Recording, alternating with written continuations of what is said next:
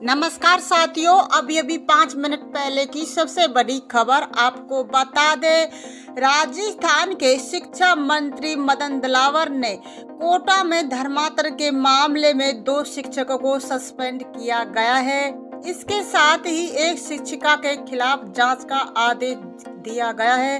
राजस्थान के शिक्षा मंत्री मदन दिलावर ने सरकारी स्कूल में बच्चों पर नमाज पढ़ने का दबाव बनाने के मामले में कठोर कार्रवाई करते हुए 2 टीचर को सस्पेंड कर दिया गया है। जी हां साथियों, इन टीचरों के ऊपर आरोप ये भी है कि वे शिक्षक किसी प्रतिबंध संगठन से भी जुड़े हैं।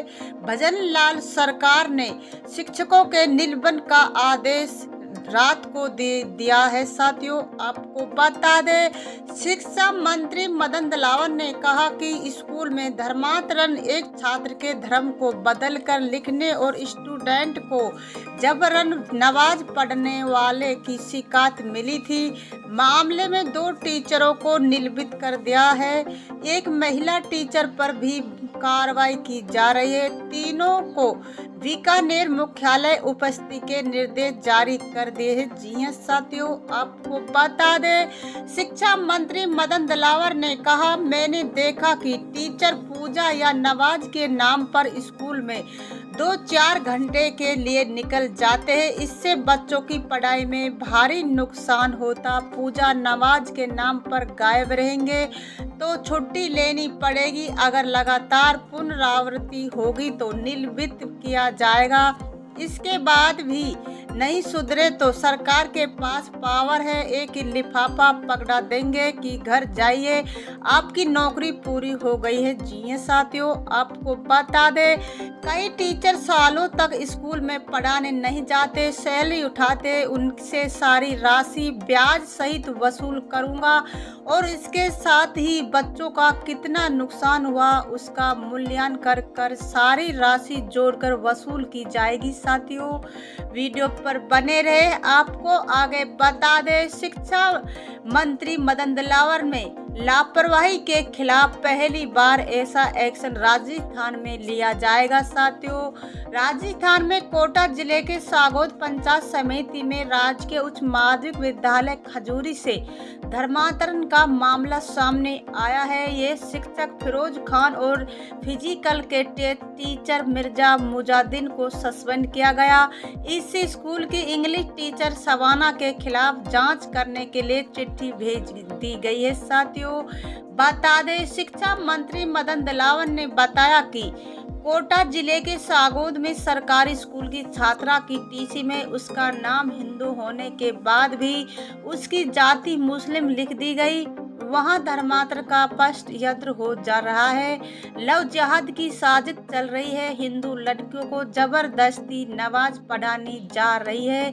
ऐसे ही मेरे संज्ञान में यह मामला आया तो मैंने इस मामले में 2 से 3 शिक्षकों के खिलाफ कठोर कार्रवाई की है। साथियों, बता दे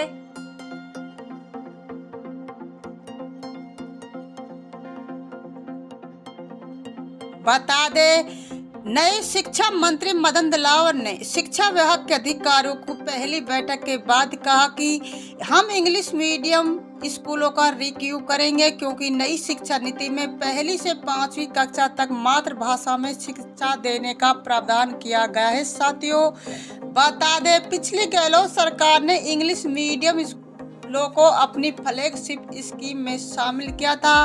चुनावी साल में पेश किए गए बजट में पूर्व सीएम अशोक गहलोत ने हर पंचायत में Mahatma Gandhi English medium school खोले जाने की घोषणा की थी। तत्कालीन शिक्षा मंत्री और अब राजस्थान कांग्रेस अध्यक्ष गोविंद सिंह डोटासरा ने इस योजना को लागू किया था।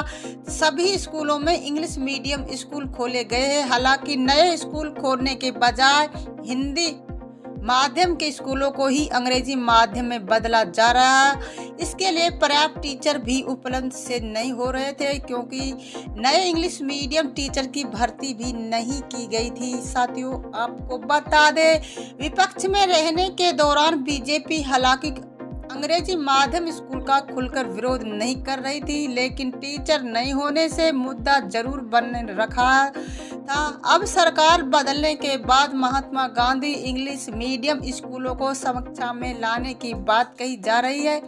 शिक्षा मंत्री विभाग के अधिकारियों के साथ अपनी पहली बैठक के बाद नई शिक्षा मंत्री मदन दिलावर ने कहा कि नई शिक्षा नीति में प्रावधान है कि कक्षा 1 से 5वीं तक मातृभाषा में पढ़ाए जाए, जबकि अंग्रेजी मीडियम स्कूल में इंग्लिश में पढ़ाई करवाई जा रही है। साथियों, ऐसे में महात्मा गांधी इंग्लिश मीडियम स्कूलों को लेकर अध्ययन रिव्यू किया जाएगा। वैसे ही जिन स्कूलों में पढ़ाने वाले टीचर ही नहीं है तो उनका कोई उपयोग नहीं है। साथियों, बता दें, इसके बाद ही शिक्षा मंत्री मदन दिलावर ने पाठ्यक्रम को रिव्यू करने की बात कही। दिलावर ने कहा, पूर्व कांग्रेस सरकार के वक्त सिलेबस में बदलाव किया गया था। ऐसे में हमारी सरकार फिर से सिलेबस का रिव्यू करेगी, क्योंकि अगर 2 और 2 को 5 पढ़ाया जा रहा होगा वही पूरी तरह गलत होगा। जो घटना हुई ही नहीं होगी। अगर उन्हें पढ़ाया जा रहा है, इसका बदलाव करना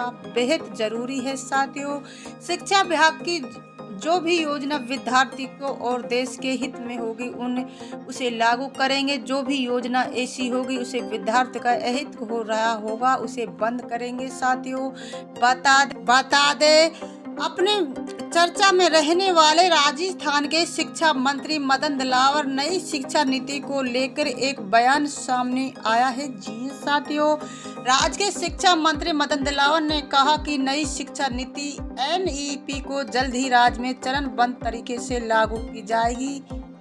उन्होंने कहा कि नई शिक्षा नीति को राज्य में बिल्कुल वैसे ही लागू किया जाएगा जैसा कि यह है। उन्होंने कांग्रेस पर निशाना साधते हुए आरोप लगा कि NEP को पहले ही लागू हो जाना चाहिए था, लेकिन पिछली कांग्रेस सरकार की उदासीनता के कारण इसमें देरी हुई है। साथियों, राज्य के शिक्षा मंत्री ने कहा कि भारतीय जनता पार्टी सरकार NEP को लागू करने के उद्देश्य के लिए एक समिति बना रही है। उन्होंने कहा कि समिति की सियासियों के आधार पर NEP के चरणबद्ध तरीके से लागू किया जाएगा। मंत्री दिलावर ने आरोप लगा कि नई शिक्षा नीति को 2020 में लागू किया जाना चाहिए था जब इसकी घोषणा की गई, लेकिन पिछली कांग्रेस सरकार की उदासीनता के कारण इसमें देरी हुई है। कि नई शिक्षा नीति यानी NEP को केंद्र सरकार साल 2020 में लेकर आई थी, जिसके तहत नेशनल करिकुलम फ्रेमवर्क 800 पन्नों के मसौदे में कुछ मेल बदलावों का प्रस्ताव स्कूली शिक्षा के 4 चरण में हुआ है। साथियों, आपको बता दे राजस्थान भजनलाल सरकार में शिक्षा मंत्री मदन दिलावर लगातार एक्शन मोड पर नजर आ रहे हैं। मदन दिलावर सरकारी स्कूलों में पढ़ने वाले बच्चों के भविष्य को लेकर काफी सख्त नजर आ रहे। साथियों, जिस तरह से प्रदेश की सरकारी स्कूलों में कुशल प्रबंधन और विभाग के आदेशों की पालना के लिए अधिकारी समय समय पर निरीक्षण करते हैं, अब ऐसा निजी स्कूलों में भी किया जाएगा। अब शिक्षा विभाग के अधिकारी समय पर निजी स्कूलों का नियमित निरीक्षण पर्यवेक्षक का काम करेंगे। जी साथियों, निजी स्कूलों में संबंधित कानून नियमों की पालना सुचारू रूप से हो रही है या नहीं, इसकी जांच होगी। साथ ही निजी स्कूलों की समस्याओं के समाधान के लिए निरीक्षण समिति का गठन किया जाएगा। प्रदेश के सभी स्कूलों का भौतिक निरीक्षण पर उनकी समस्याओं का समाधान करवाया जाएगा।